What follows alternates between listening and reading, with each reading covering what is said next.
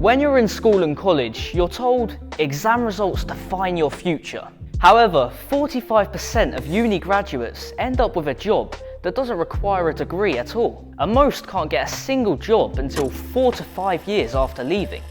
But despite this, you can't just leave, can you? If you did that, you're destined to fail. And what would your parents think?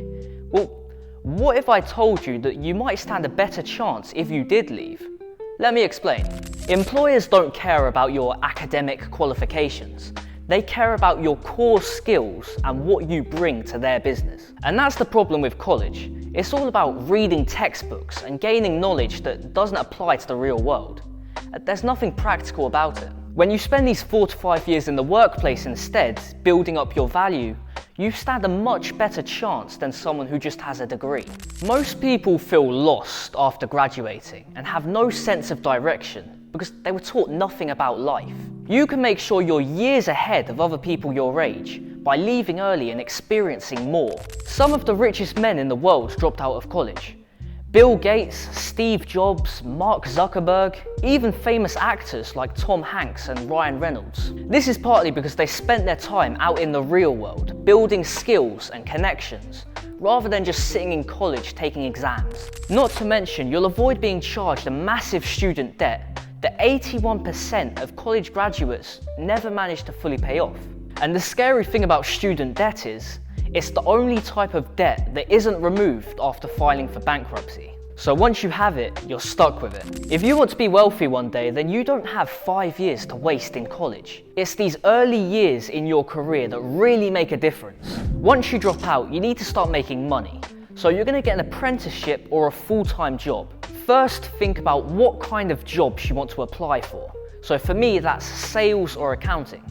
And then you want to tailor a CV towards that job, showing off your skills and relevant work experience. And make sure to write a new cover letter for each job application. If you can't think of any skills that you have, take some online courses to build some. A good skill that you already have is clicking the subscribe button if you're enjoying this video so far. So if I want an accounting job, I'd take a few courses on the fundamentals of accounting, and I'd write some financial statements. You can also find online Harvard courses for free, which help you learn everything about a subject without spending years in college. While you're working at this job, you should start investing a percentage of your income into a stocks and shares ISA. I know this sounds risky, but you can guarantee profit by investing in an index fund rather than in individual stocks. An example of an index fund is the S&P 500, which is a collection of the top 500 companies in the US. When you invest in the S&P 500, your money is split equally across all 500 companies,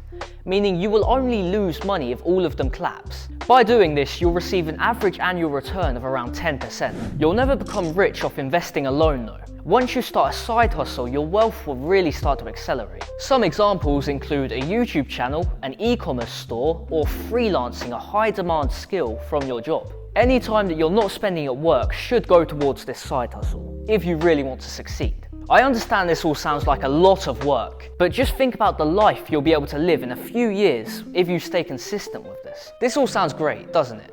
But dropping out of college isn't for everyone. If you know what path you want to go down and you're certain that leaving is in your best interest, then leave. But if you're not 100% sure about what you want to do, then maybe you should stay a little bit longer and consider your options. Staying in college would also be wise if you want to go on a typical career path that requires a degree, like a lawyer or a doctor. You also need to take your social life into consideration.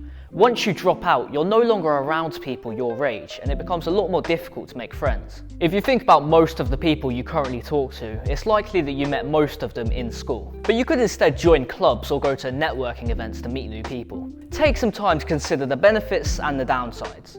Now, while you join my Discord server, I need to go drop out of college. Goodbye.